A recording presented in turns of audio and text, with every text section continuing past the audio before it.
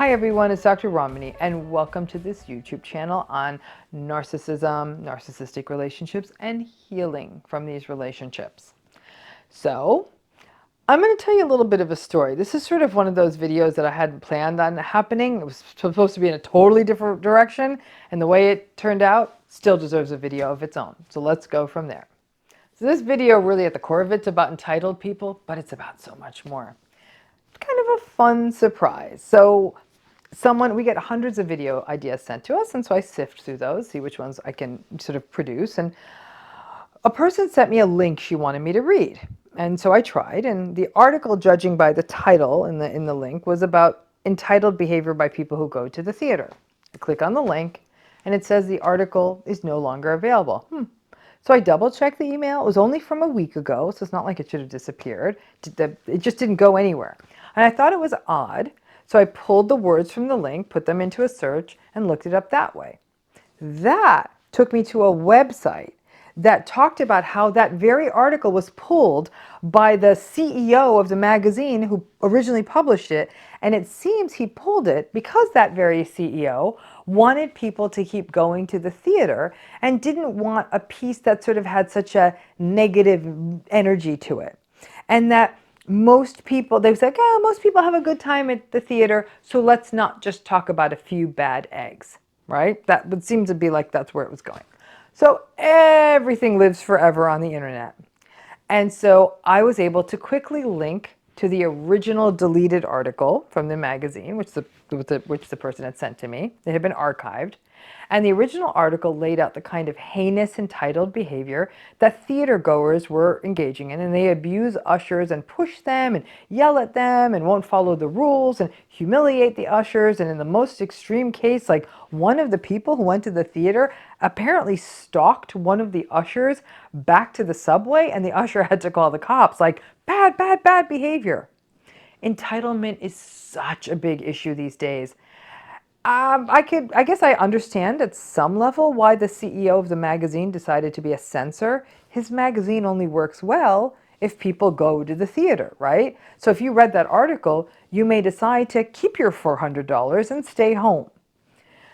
The article itself was fascinating, though. I read it all because in the article they cited experts. And I know in this world, most experts would rather cut off their own arm than ever recognize that we have a narcissism problem.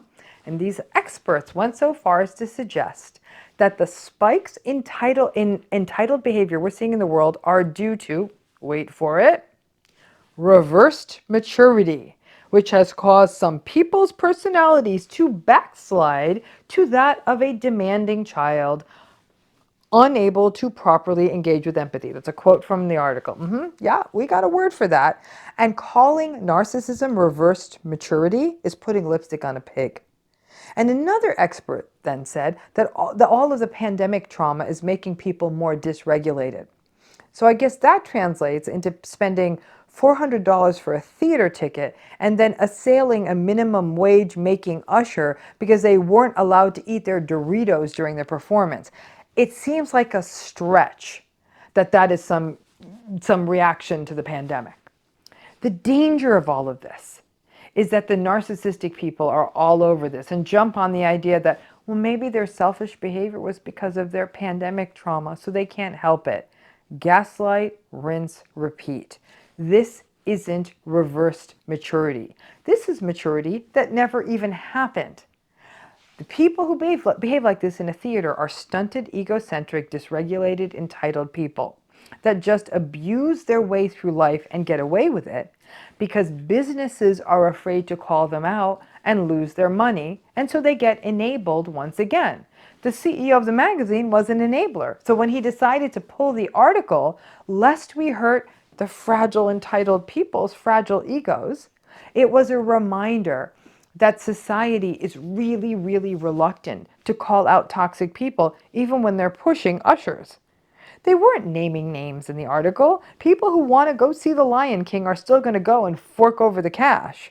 But to name this phenomenon, which the article originally did, and help people who get at least some validation that these patterns are real, from my seat, that's a good thing. But this CEO, like most CEOs, recognize that toxic people's money is still green, and who cares if the poorly paid folks working the front of the house are being narcissistically abused every day by new theater goers. Let's not offend the entitled folks. These days, anyone who is a frontline worker, server, receptionist, flight attendant, nurses and nursing assistants, ushers, are enduring daily entitled people and narcissistic abuse. Personally, I think these people deserve combat pay. The person, the CEO who pulled the article, wants to believe that these entitled tantrums are rare instances and doesn't want to ruin theatergoers' experience. And yet, personally, I can't recall the last time I went into a public place and something like this didn't happen. But I also recognize that calling out raging, entitled people can be dangerous. It's not worth it. It gets you nowhere. And this little internet adventure of mine taught me that the powers that be in our world would rather live in a bubble than to use their platforms to highlight the harm of toxic people's behavior, especially for those who have less social power. So to the sender of this email, thank you. Who knew it would turn out to be such a compelling lesson, not just on how terrible entitled behavior can be, especially for people, again, who are the least empowered in most workplaces, but how we keep trying to revise the reality by taking away the news stories that don't feel comfortable.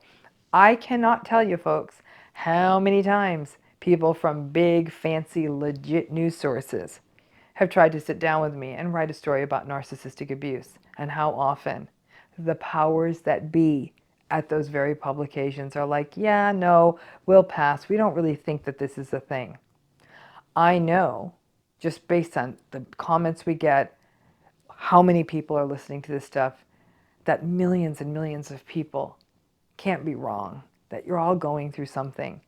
So getting the word out is not easy, because even when people write good articles about this stuff, those articles still get pulled.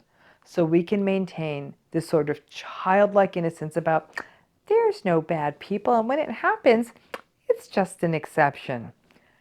Tell that to anyone who's working front of the house in any job and is getting yelled at on the daily. Thanks again.